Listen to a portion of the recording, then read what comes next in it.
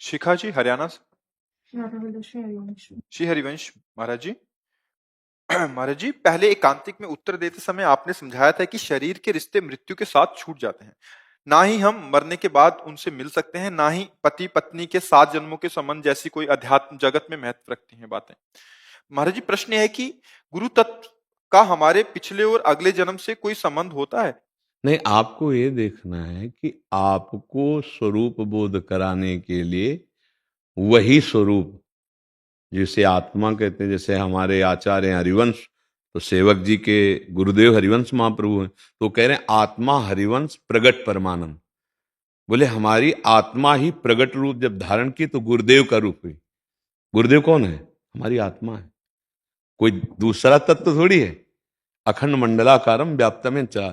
हम अपने आत्म तत्व को भूले हुए, इसलिए हमारा आत्म तत्व ही गुरुदेव के रूप में आकर के हमको जागृत किया। और जब जागृत हुए तो शिष्य और गुरु दो नहीं रहे। आप सरिस चाहे सबकी ना, वो एक हो गया। दो नहीं होते, वो एक हो जाता है।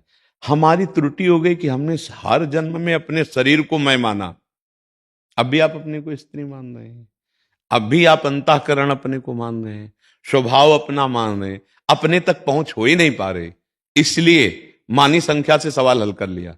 मानी संख्या मेरे परमात्मा गुरुदेव, अब उनके वचन के अनुसार मुझे चलना है। और जब चल के जहां पहुंचे तो एक ही निकला, वो मैं गुरुदेव था और मैं ही आत्म तत्व था। कोई दो नहीं होते, वो एक ही होता है। एक ही परम तत्व की जब अनुभूति होती है तो वो जीवन मुक्त महात्मा हो जाता है।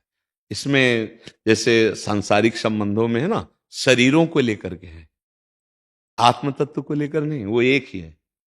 जैसे 1000 घड़े रख दिए तो सूर्य के प्रतिबिंब 1000 पड़े तो 1000 सूर्य हो गए क्या? सूर्य तो एक ही है। और हजारों घड़े फोड़ दो तो सूर्य का कुछ बिगड़ जाएगा क्या? ऐसे नैनम छिन्दन्ति शस्त्राणि नैनम दहति पावकः न चैनम क्लेदयन्त्यापो न शोषयति मारुता, जो आत्म तत्व है। लेकिन इसका नाश हो जाएगा। ये जो पंचभूतों से बना हुआ शरीर है, इसका नाश हो जाएगा। स्वरूप का कभी नाश नहीं होगा। हमने स्वरूप का बोध किया नहीं और इन शरीरों को मैं मानता रहा, यही गलती होती है। इसी का सुधार कर लो। पुरुष नपुंसक नारीवा जीव चराचर कोय सर्व भाव भज कपट तज मोह परम प्रिय सोय। और जब भगवान की प्रिय बन जाओगे तो भगवान स्वरूप हो जाओगे।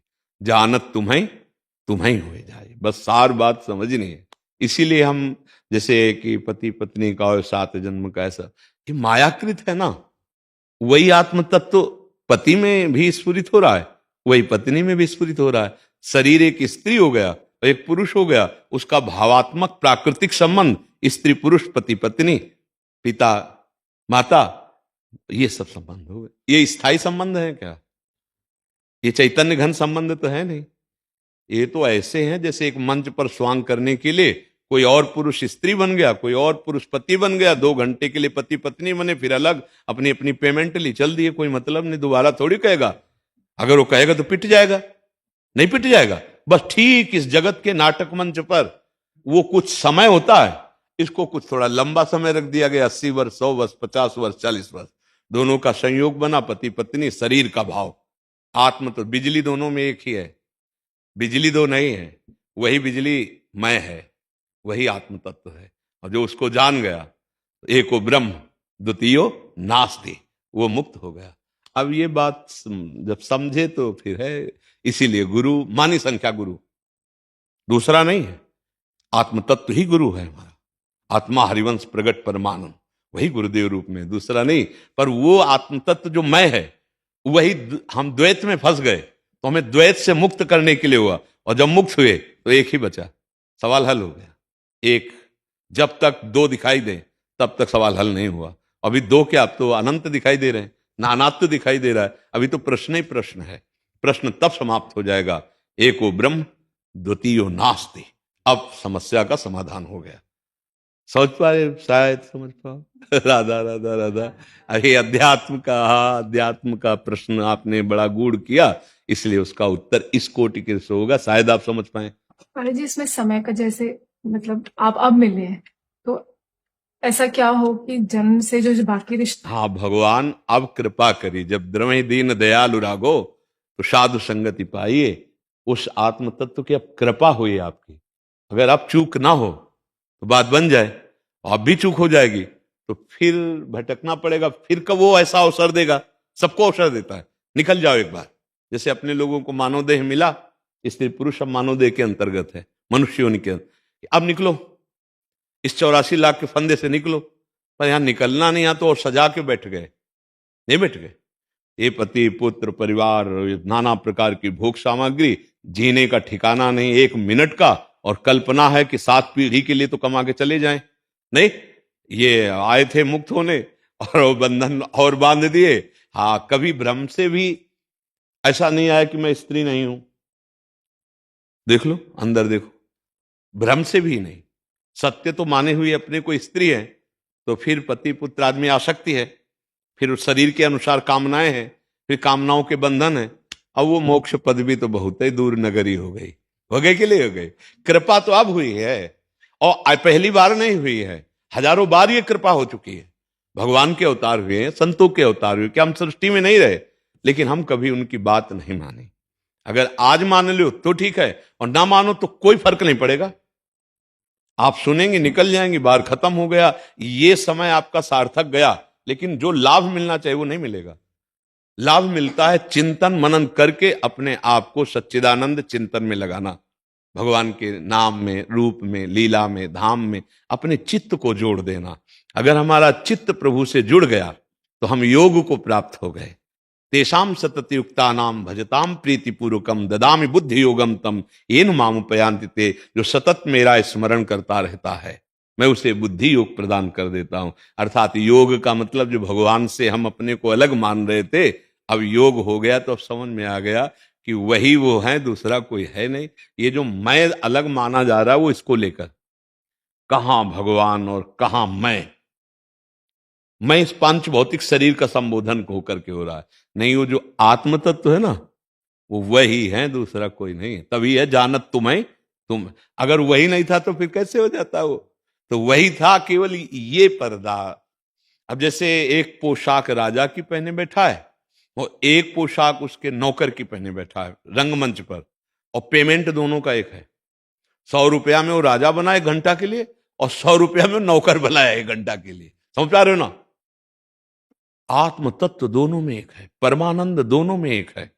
चाहे वो स्त्री हो, चाहे पुरुष हो, चाहे जड़ हो, चाहे चैतन्य हो, वो एक ही परब्रह्म परमात्मा तत्व है। सच्चा ज्ञान जहां हुआ तो आप निहाल हो जाओगे, क्योंकि आप कोई और नहीं है। बस अब ये समझना थोड़ा बड़ा कठिन है, क्योंकि इतना हम फंस चुके हैं। कभी ऐसा भी नहीं आएगा आपके अंदर कि मैं स्त्री नहीं हूं।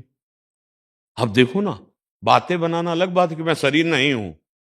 थोड़ा सा देखो कि वेग आते हैं जब, तो उस समय आप काटो इस बात से कि मैं शरीर नहीं हूं। उस समय मैं शरीर ही हूं। असलियत तब आएगी जब काम क्रोध लोभ मोह मद मत्सर का वेग आता है ना, तो फिर जैसे वेग आता है, लघु शंका का वेग आता है ना, सोच का वेग आता है ना, भूख का, ऐसे विकारों का वेग आता है, जो उन वेगों को रोक दे कि मैं शरीर नहीं हूं, आत्मस्वरूप।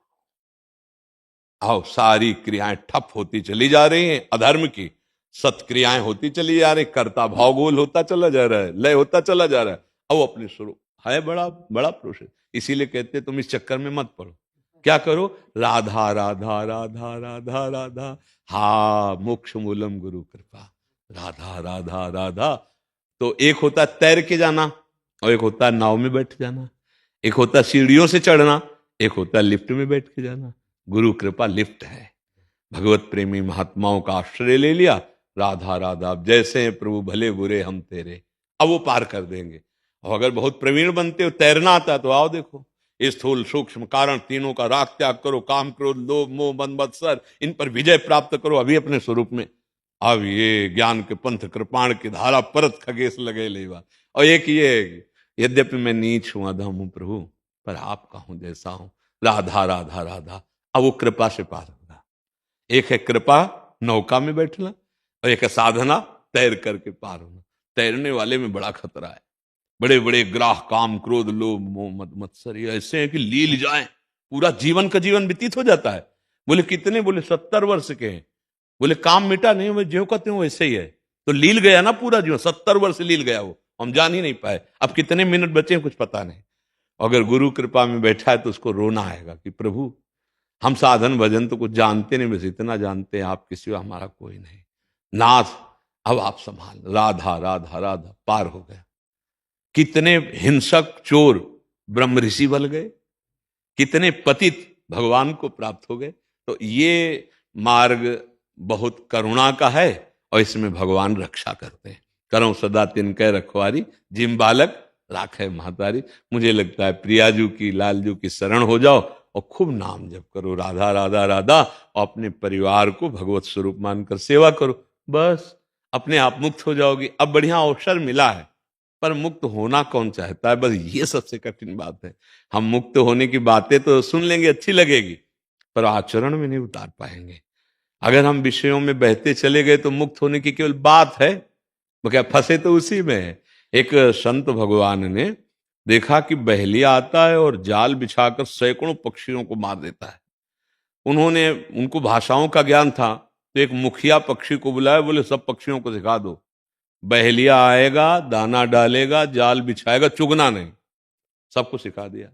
महात्मा जी आए तो हजारों पक्षी जाल में फंसे थे, वो कह रहे थे बहेलिया आएगा, दाना डालेगा, जाल बिछाएगा, चुगना नहीं। बोले हम ये याद करने के लिए थोड़ी कहा था, ये हम समझाया था कि एक बहेलिया आएगा जाल, और वो बोल वही रहे, बहेलिया आएगा, दाना डालेगा, जाल बिछाएगा, फसल आ लगी। ऐसे कुछ अपने लोग हैं, माया, त्याज्य, वैराग्य, ब्रह्मबोध, केवल बोल रहे हैं, फंसे उसी दाने पे है। ऐसा ज्ञान काम नहीं करता है। तो इसलिए सबसे सरल और महामहिम मार्ग है भगवान का आश्रय लेकर नाम जप करते हुए, सब में भगवत भावना करते हुए सारे कर्म भगवान को समर्पित कर दो, निश्चित इस भव समुद्र से पार हो जाओगे। नाम में इतनी सामर्थ्य है कि सही पूछो तो ना तैरने की जरूरत पड़ेगी, ना नौका की जरूरत पड़ेगी। नाम लेत भव सिंधु सुखाही, करहु विचार सुजन मन माही। नाम का सुमिरन करते करते ये भव समुद्र सूख जाएगा, न तैरना पड़ेगा, न नाव में बैठना, सूख ही गया, समझ ना। नाम लेत भव सिंधु सुखाही, करहु विचार सुजन मन माही। भाव कुभाव अनख आलसहु, नाम जपत मंगल दिशि दसहु। सुमिरी पवन सुत पावन नामु, अपने बस करि राखे रामू। राम नाम मणि दीप धरी, जीह देहरी द्वार। तुलसी भीतर बाहिरहु, जो चाहस उजियार। बाहर भी चकाचक और अंदर भी ज्ञान का प्रकाश। नाम नाम, कलयुग में नाम, नाम जितना जपोगे उतना मंगल हो जाएगा।